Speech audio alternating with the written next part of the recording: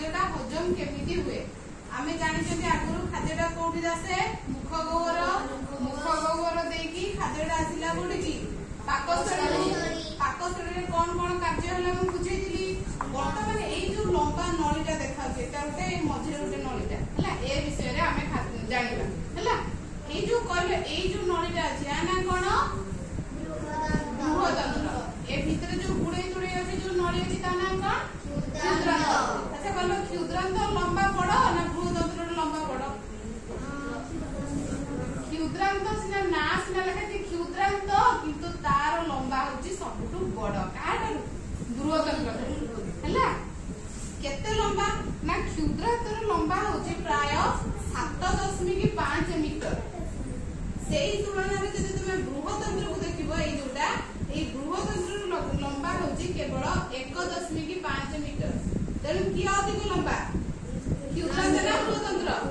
क्षुद्रांत मु तुमको कहिदिली पाकस्थली रे काम 1822 मसिया रे जने डाक्टर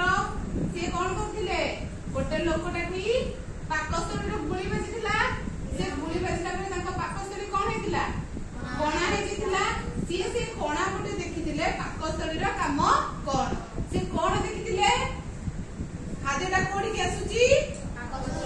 पाकस्थळी राशि से कोन होची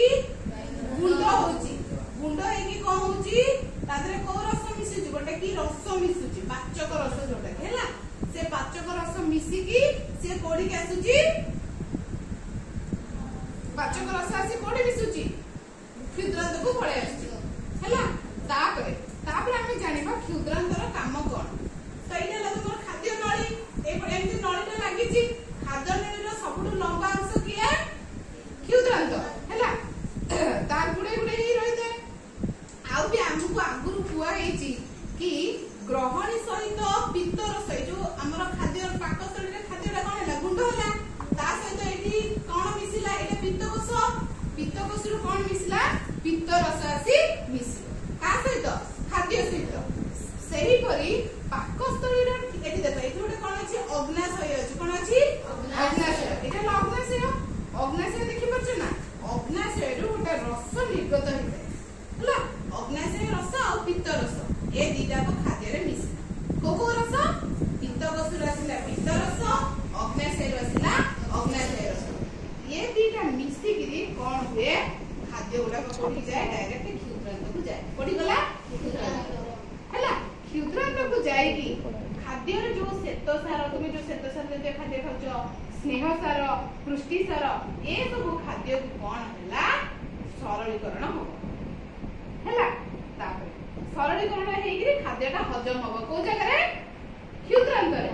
हजम केमिति हला जो माने हमर जो खाद्य गुडा जेंति की श्वेतसार जातीय खाद्य से भांगी गिरी ग्लूकोज रे परिणत होबो चर्बी जातीय खाद्य जोटा की स्नेहसार जातीय खाद्य से सब फैटी एसिड रे परिणत होबो आ पुष्टिसार जातीय खाद्य एमिनो एसिड रे परिणत होबो हला बुझिला श्वेतसार जातीय खाद्य कोथि परिणत होबो ग्लूकोज रे चर्बी जातीय खाद्य कोथि परिणत होबो फैटी एसिड एमिनो एसिड